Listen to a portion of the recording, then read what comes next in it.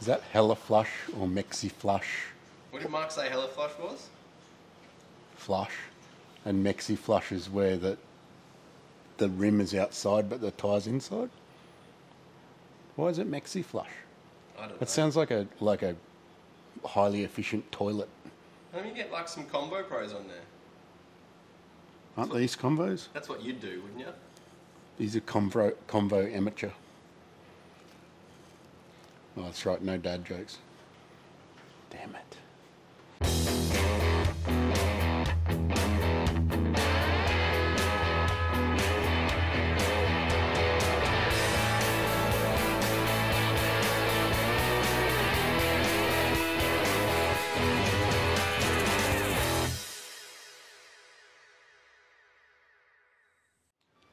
Welcome back to the Skid Factory. We've had some parts turn up, starting with this new brake master cylinder. I've adapted it to run with no booster. Let me just clear up this bench and I'll show you what I did. Here's the old brake booster. As you can see, it's tiny. They weren't particularly effective even when they did work. This one's got a split in it. And there's also very little engine vacuum on this. It's got individual throttle bodies and big cams, so boosted brakes is just not going to work regardless. So we're going to change over to Wilwood master cylinder there.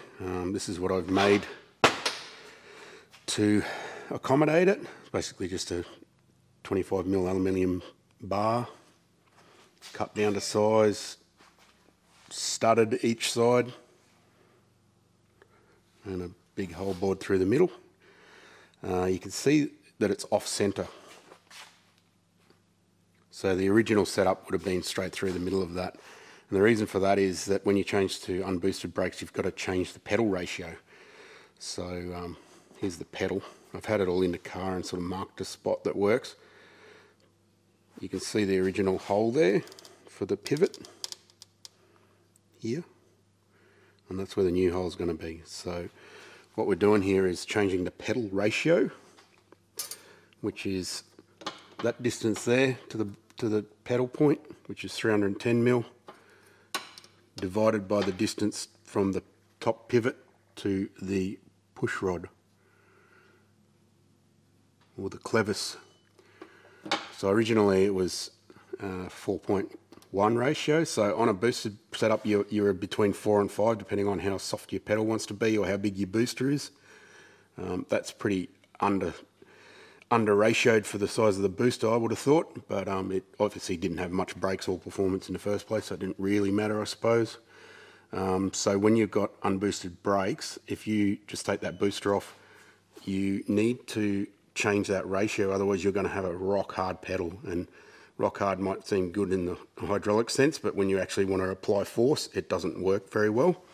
So what we're doing is changing the ratio by drilling the hole up further.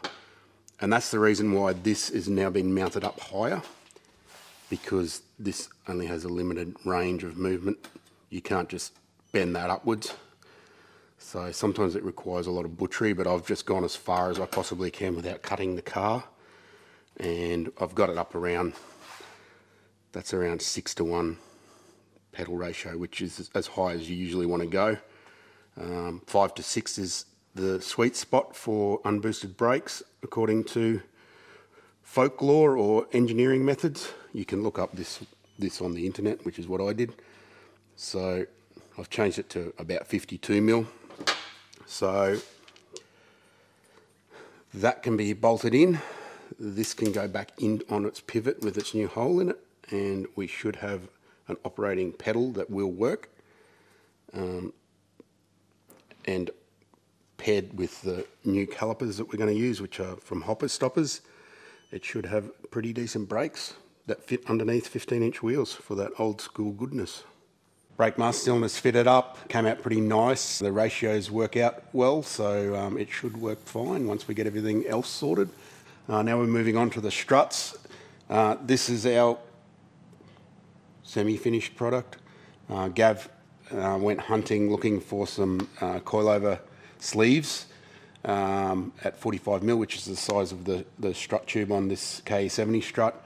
He came up with a couple of options. One was a slip-on sleeve that sort of welds on halfway up the tube or 3/4 of the way. the original tube.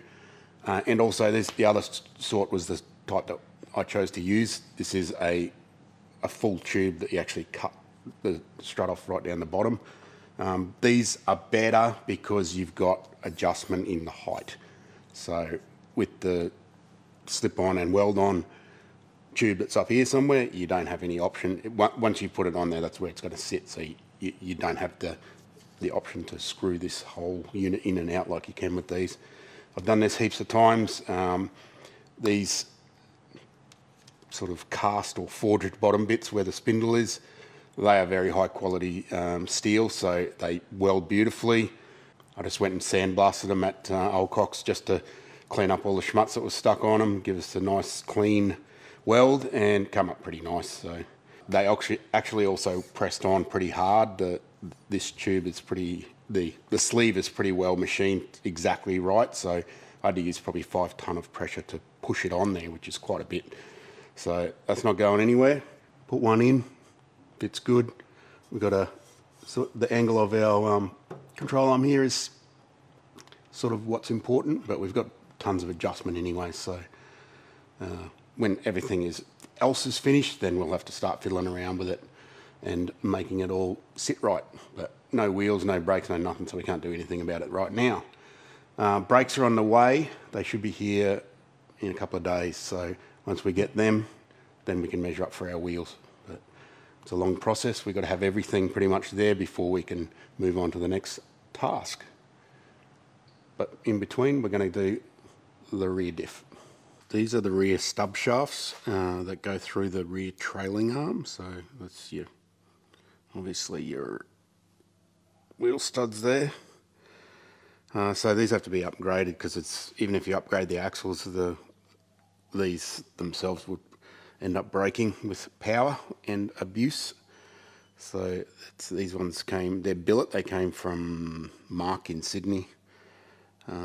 He makes them to suit. They're for Datsun 510 or 1600 in Australia. But the 510 appears to have the same size wheel bearing in and out, which these came fitted with. And this vehicle has a larger outer wheel bearing.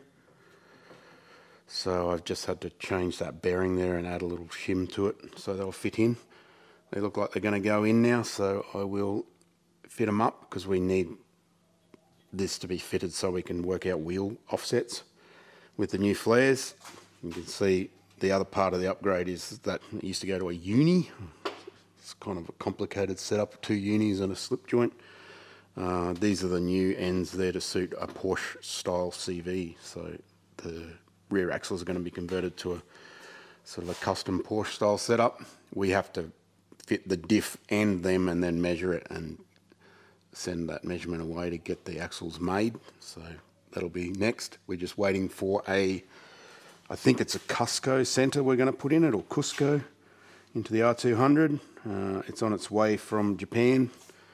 So once that's there, we'll throw the diff in and then we'll be able to measure up for both half shafts and the tail shaft. It's time to get this diff sorted. We need it in there so we can measure drive shafts. This is the R200. It's out of, we think, a Z31 300ZX, so mid-80s. It is a long nose, so the majority of anything that you've probably ever seen of an R200 is a short nose, so it's only about that long. This is the one that will bolt in place of the R180 that we removed, so commonly used in old Dattos like this. We do have to make a new, what they call a mustache, which is the rear support, but that's no big deal. It's a 4:11 ratio. That's all the Gav could get. They're not an easy thing to find. That'll be fine with the 6-speed anyway, because they've got that many gears. You can never get the right ratio for them anyway. It is an open center, so Gav's purchased a Nismo GT Pro LSD or something like that. I've no idea what sort of diff it is, and I don't really care. We're just going to fit it. I'm sure it'll work perfectly fine. It's got some adjustment in it for basically like the torque at which you apply to it that makes it work. But we're just going to leave it as is. That's something that if you don't know how it works, there's no point adjusting it because it could be the wrong way. So basically all we got to do is pull this out, discard the old open centre, take the crown wheel off and fit the crown wheel to the new centre, refit it, check the backlash and the gear mesh, put the cap on, fit it. It also came with new stubs, like I think they're 5-bolt versions. We need those because the rear end guy is going to weld or make adapters to suit the Porsche axles. So basically, once we've done this, we fit it, put the stubs in, measure some stuff, let him know what the measurements are, then he's going to make the drive shafts. So out she comes, bolt onto this, refit, check, put it back together. One thing with these is some of these R200 long noses have smaller bolts for the crown wheel. Timmy from 1.6 warned me that it may have either.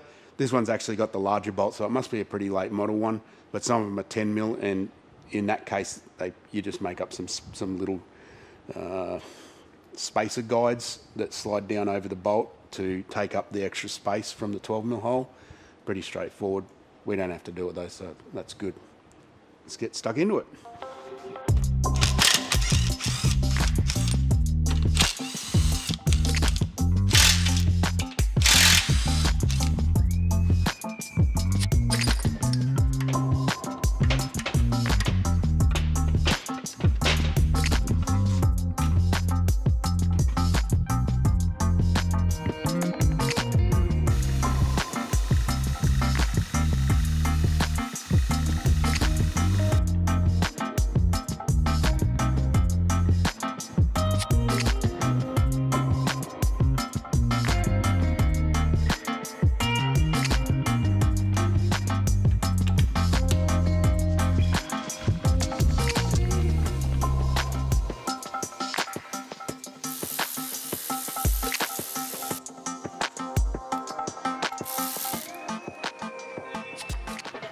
Diffs back together, it's basically fitted in perfectly, no problems with backlash or anything like that. That's my experience with changing centres in them. They're very, very tightly machined and everything just works. We've smacked the new half shafts in.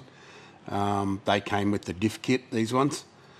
They're not in there permanently though, we're just using it to measure, so they're going to come back out afterwards. But in the meantime, we're going to stick it in, make the mustache bar, and then do our measurements. It'll go close.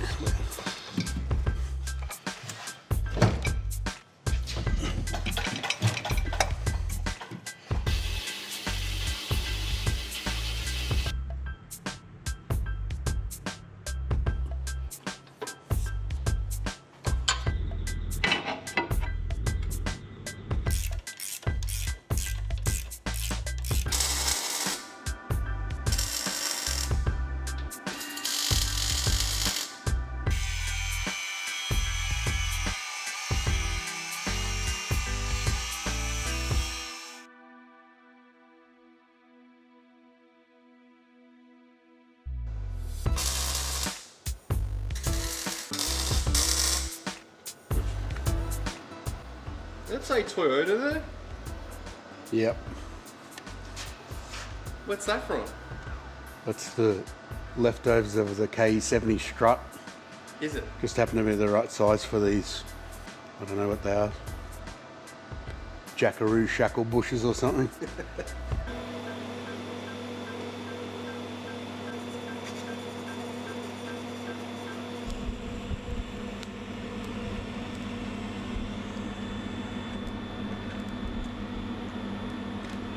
That's the rear diff support, or mustache bar as the Datsun guys call it, all done. These things cop a lot of torque. It's not just hanging the back of the diff down. When you put twisting force through that diff's trying to turn itself upside down, and this cops it. So it does need to be quite strong. They are known to fail in some vehicles. So I've gusseted it all up and it should be fine. It looks like a moustache, that's why they call it a moustache bar, is that why? I don't know, I guess. What else? Why else would they call it that? I don't know.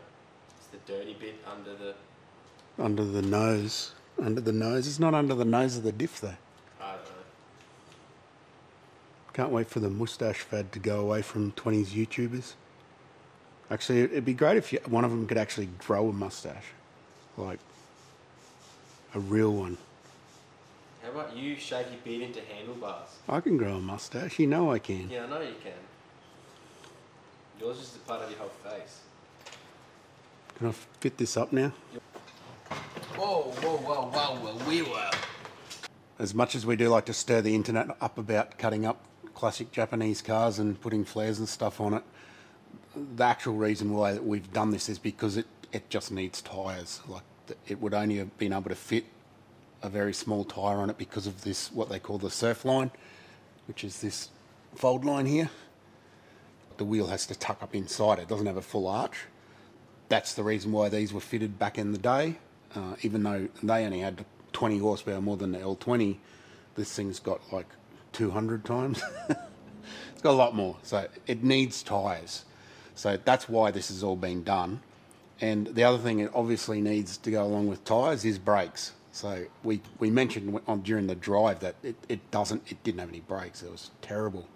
The booster was not working properly, but they're just tiny. Like it's a low-powered car from factory. So a brake upgrade is not only a good idea, but it's actually mandatory in our country, or at least Queensland, to upgrade the brakes when you do an engine conversion.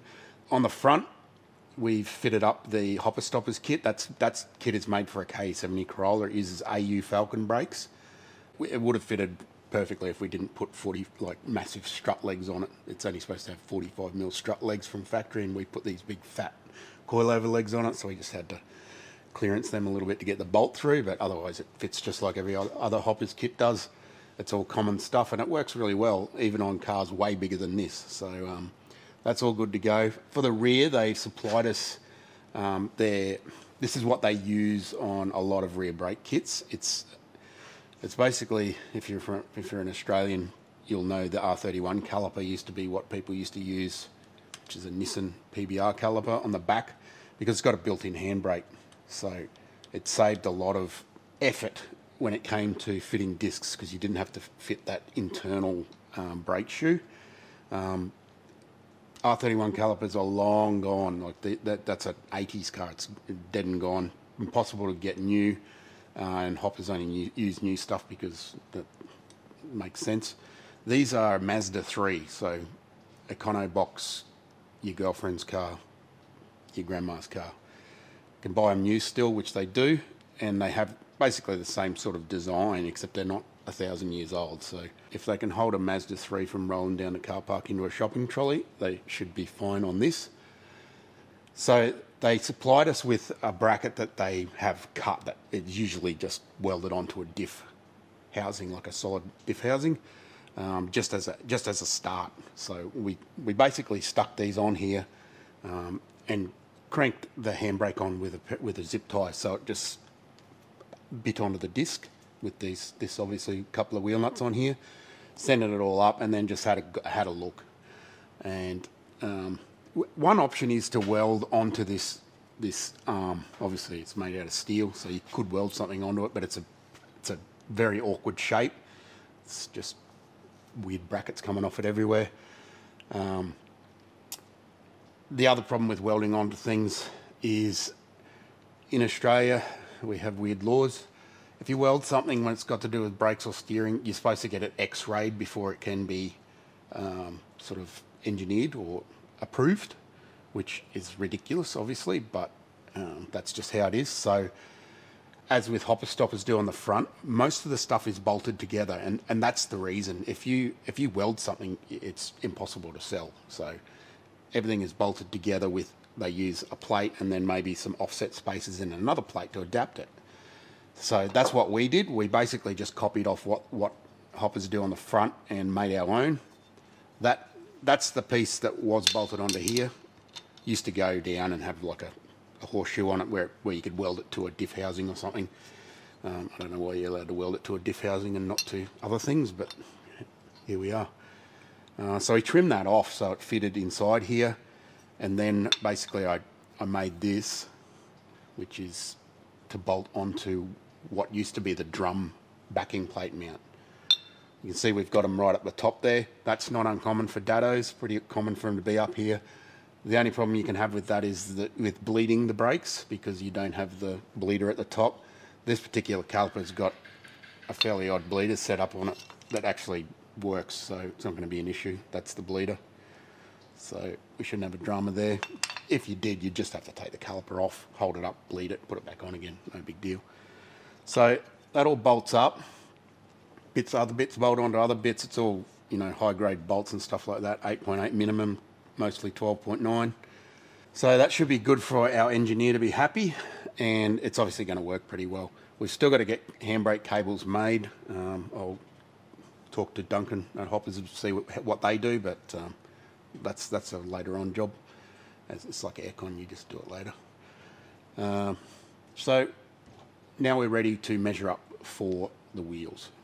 We need all these things bolted in place because that's going to get in the way of the wheel. This is going to get in the wheel. There's stuff everywhere that can get in the way of wheels, so you only get one chance to measure it up when you're getting a set of wheels made by a place like Barrel Brothers. If you tell them the wrong measurements, when you get them in 2 months' time and they don't fit, it's your fault. So you've got to get it right. So we're going to do some measurements and figure out some wheel sizes. Can you cut it all together? Welcome to Barrel Brothers, this is Mark.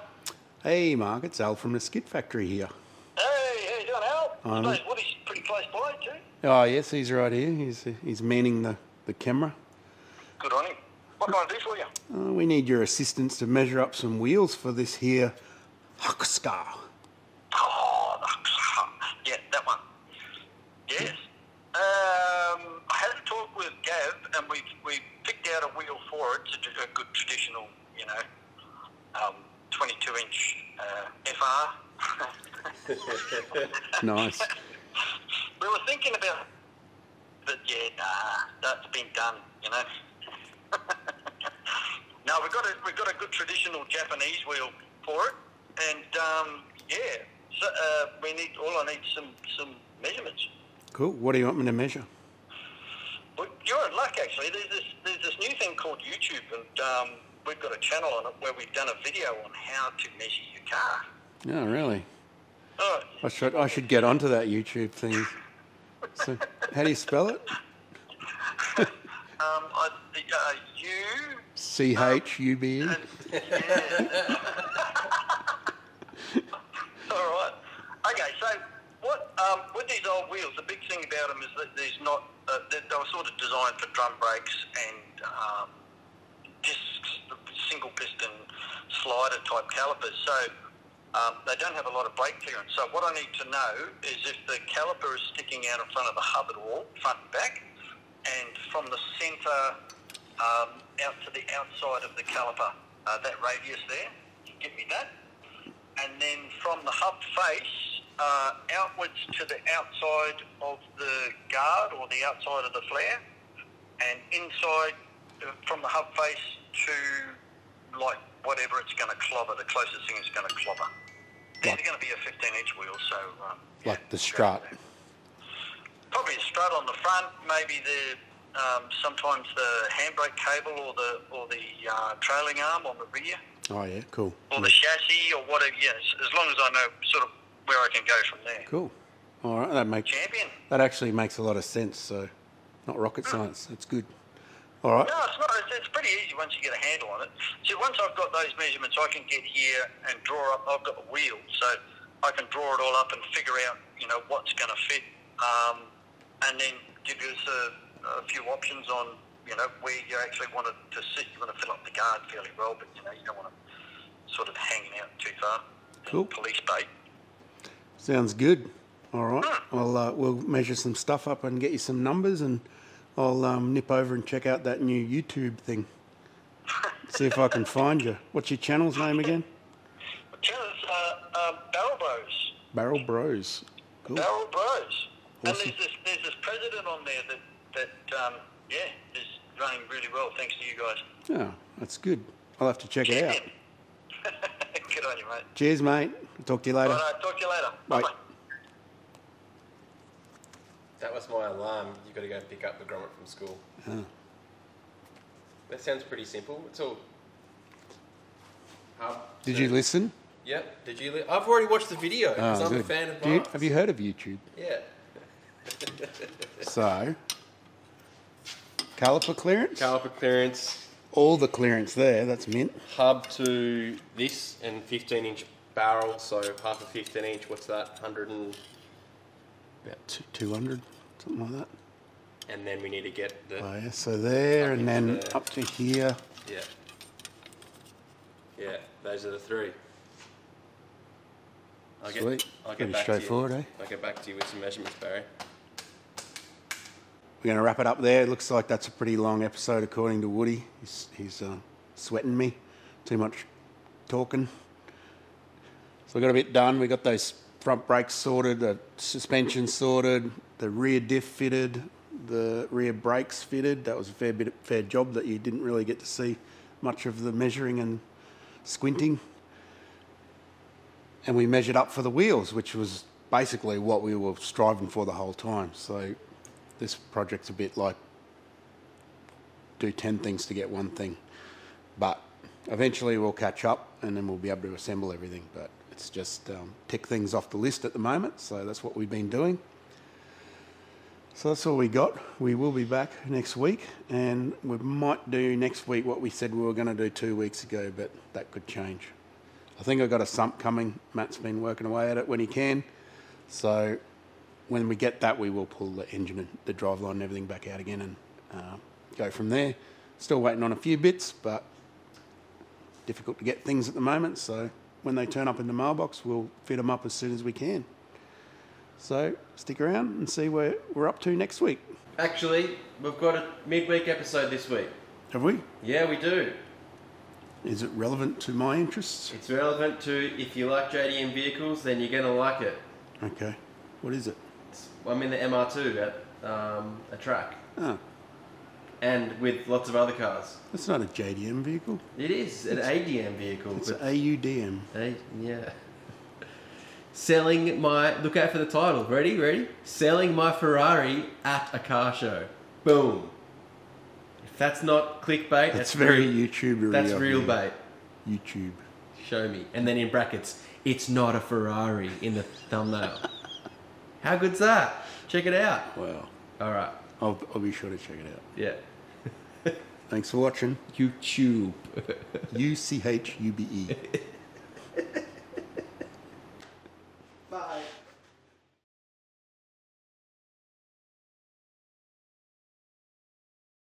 I need you to tell me what wheels to put on this Hakosuka. 22-inch FRs? 22 inch. That's a bit small, isn't it? What about some Gestalt Verouge? Oh, God. What was those real horrible ones? Status grinders. Chrome coated concrete? Mate, awful. Absolutely awful. No. We've got... Status grinders and put a little... Focus. They're the worst. What were those three? they the worst? Remember those 3-spoke ones that they had? But they were actually quite cool out of Japan, but only when they were like Yeah, tri-spokes with a 10. hotness. Only when they're 10 inches wide and with like this much dish. Yeah. You can't see my head. Now's your time to say something funny about my good haircut. You've got an arrow in the back of your head. Comment. Is that supposed to be some like was gonna- Japanese cartoon I was thing? going to do it to the front, but then it looked like a dick and balls. It's already in the front. with Yeah, I the know. Widow's Peak. It's already built. It's that dude in the back. Needs a touch up actually. It's just getting a bit longer in the sides. How come your hair grows funny there? Hey, show me your hair for a second. Oh, that's right. Right. That's called male pattern baldness. That means it's a Look, it's coming. it's an established pattern. I'm almost there. And I'm only 21 years old. What about the grey? What's that about? What's that little thing in the centre there? What does that do? I don't know. It's like the axle butts into it or something. Is that the part you weld up, is it? Maybe it's just there so you can fill it when you go into Matsuri or something. You just like fill that with some So you nuts don't, you and don't have to bolts throw bolts and shit in there. and throw it in. You just shove the gasless MIG in there and send it. I thought you used a stick. No one has sticks anymore. Sticks are better than gasless MIGs. Hang on, that guy in the comment section's going to argue with you because he builds pipelines. He does. He welds pipes together. As a welder, I can tell you. Bye.